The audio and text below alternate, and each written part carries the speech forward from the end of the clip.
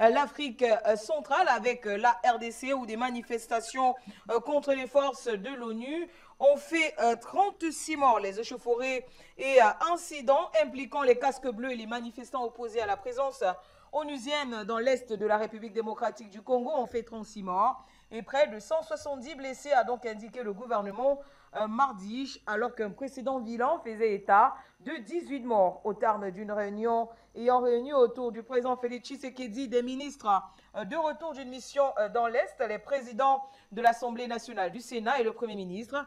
Les autorités ont donc donné un bilan officiel de 36 morts. Ils sont repartis comme suit: 13 morts à Goma, 13 morts à Butembo, dont 4 casques bleus, 4 morts à Ouvira, 3 morts à Kanya, Bayonga et 3 morts à Kazindi, a déclaré le porte-parole du gouvernement congolais, le ministre Patrick Mouyaya, rendant compte de la réunion aux allus interinstitutionnels.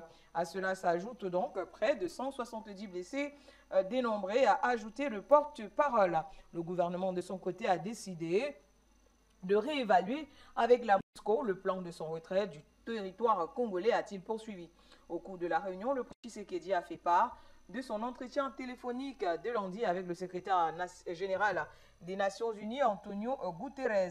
Le président congolais lui a exprimé sa totale désapprobation du comportement des casques bleus à la base de ces incidents et de la nécessité de s'assurer que les coupables soient sévèrement sanctionnés selon le compte rendu du gouvernement. Le président congolais a rappelé au chef de l'ONU que le retrait des rebelles du M23 de toutes les localités actuellement occupées dans la province du Nord Kivu est une condition nécessaire à la baisse de la tension dans la région. En l'absence d'autorités congolaises, les membres de la mission des Nations Unies et le secrétaire général adjoint de l'ONU, Jean-Pierre Lacroix, ont rendu hommage lundi à Goma, chef-lieu du Nord Kivu, aux casques bleus tués, dont les Marocains et des Indiens présentes dans le pays depuis 23 ans.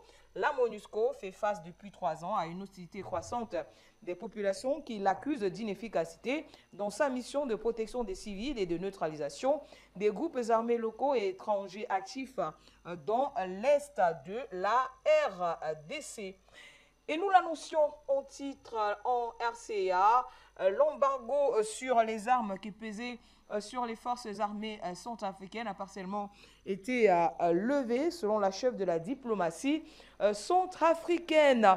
Les Nations Unies viennent donc d'aménager l'embargo sur les armes qui pèsent sur la Centrafrique. On aura certainement les images concernant cette actualité. Quel détail c'est donc une victoire pour le gouvernement de Faustin Archange Touadéra. Les forces armées de la Centrafrique ne sont plus concernées par l'embargo sur les armes.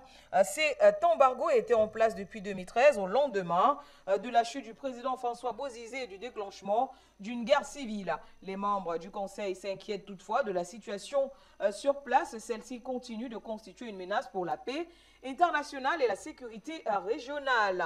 Les combats se poursuivent partout dans le pays entre les FACA et les mini-armées, dont la coalition des patriotes pour le changement. On rappelle que début juillet, Yao Agbete, l'expert indépendant de l'ONU sur les droits de l'homme en Centrafrique, s'inquiétait de la résurgence des attaques de groupes armés menant à une augmentation des violations des droits humains. La MINUSCA, la mission de l'ONU en Centrafrique, rapporte 436 incidents entre janvier et juin 2022 qui aurait fait plus de 1300 morts. Valentine Rougwabiza, la chef de la MINUSCA, déplorait également en juin dernier la persistance des violations du cessez-le-feu par toutes les parties qui poursuivent les opérations et actes de belligérance qui exposent les populations civiles à la violence. L'assouplissement de l'embargo sur les armes proposé par la France est donc un signal positif envoyé par le Conseil de sécurité, mais il ne suffira sans doute pas à contrebalancer la montée du sentiment anti-occidental dans le pays, ni à faire oublier que l'Union européenne,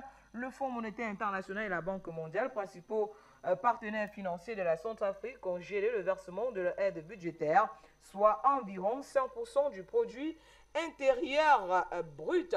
Et pour parler de cette levée partielle d'embargo sur les armes en République centrafricaine, nous allons recevoir dans ce journal deux invités. Tout d'abord, Yannick Nombele, analyste politique, spécialiste de la Centrafrique. Ensuite, nous aurons Marie-Poto Ramadan, activiste centrafricaine. Bonsoir à vous. On commence avec Marie-Poto Ramadan. Bonsoir à vous, chère madame. Alors, comment avez-vous accueilli déjà cette nouvelle de levée, on va dire, bien que partielle, de l'embargo sur les armes en République centrafricaine? On a vu tous en direct d'Afrique Média leur réunion avec le Conseil de l'ONU concernant cette levée d'embargo sur les armes en République centrafricaine. Bonsoir madame, bonsoir à tous les invités, bonsoir à Afrique Média, bonsoir le monde. Cette levée partielle d'embargo sur les armes est une victoire, et nous accordons cette victoire-là au président Faustin Touadéra, qui est et qui demeure le président de la Centrafrique, l'homme de la situation. Moi je dis, hein, c'est l'homme de la situation, c'est celui qui a le souci, qui a le fardeau de voir son pays se développer. Donc, nous pouvons applaudir les efforts de son gouvernement, applaudir les efforts de Mme Baïko, qui est la ministre des Affaires étrangères, une femme très, très, très brave. Donc, nous saluons cela et honte à ceux qui l'ont précédé récemment pour aller plaider le maintien de cet embargo sur les armes. Donc, ça nous prouve une fois de plus que les opposants centrafricains ne sont que des sorciers, moi je le confirme, et sont contre le développement de la RCA. Donc, moi j'applaudis cette équation qui pesait sur le coup de la RCA, sur le coup de ceux qui l'ont précédé, qui ont posé le professeur Faustin Touadéra, et qui n'arrivait pas à résoudre cette équation en question. Donc, il est venu avec sa stratégie, quasiment 10 ans après cet embargo-là, et c'est de la lever partiellement. Donc, ce que nous souhaitons, nous, c'est que ce soit levé totalement, parce que c'est un droit. Il n'est pas question que des rebelles, que des mercenaires soient armés, massivement armés, puissamment armés, et pas par n'importe qui, par ceux qui maintiennent cet embargo des armes. Donc, c'est une victoire, certes, partielle, mais elle n'est pas encore totale. Nous, ce que nous voulons, c'est qu'elle soit levée totalement, afin que ces rebelles soient pulvérisés et qu'on ne parle plus de rébellion en Centrafrique. Voilà le souci pour l'instant. Marie-Poto Ramadan, on va prendre l'autre invité pour son intervention. Il s'agit de Yannick Nombele, directeur agence de communication globale, communication, concept et consultant en communication.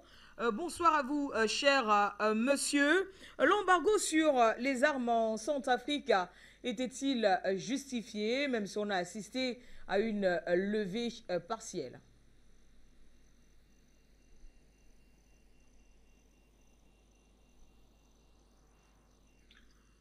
Alors, bonsoir à vous, bonsoir Afrique Média, bonsoir à tous les Africains.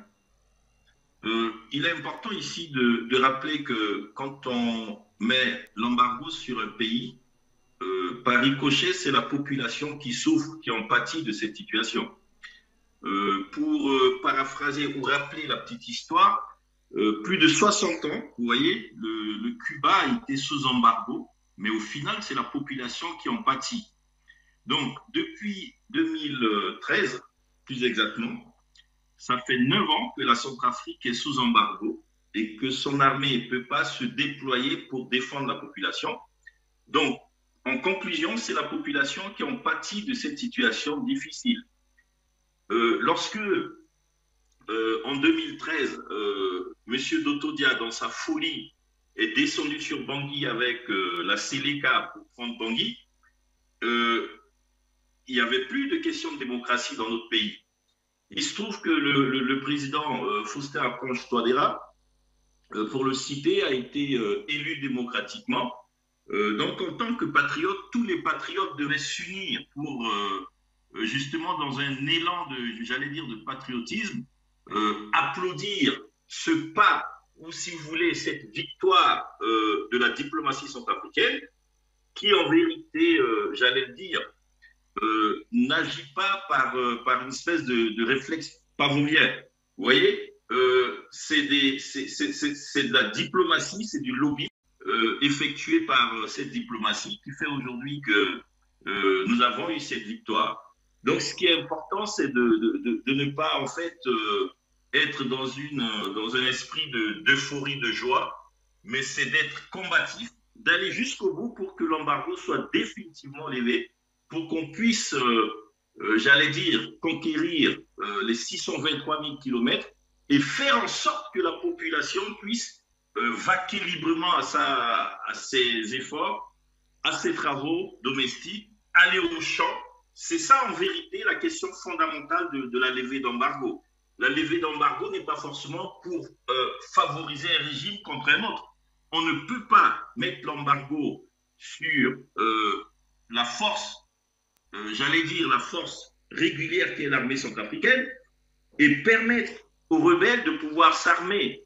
Vous savez que le Soudan du Sud, qui est le ventre mou du côté du nord de la Centrafrique, en vérité, c'est là où les rebelles centrafricains se procurent en armes.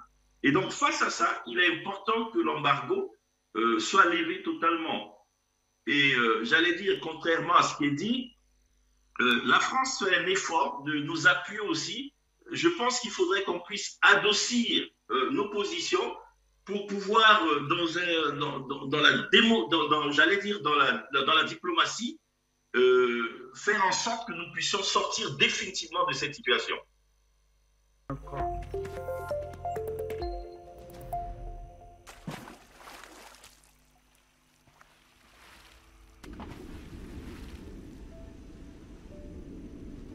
Afrique Média.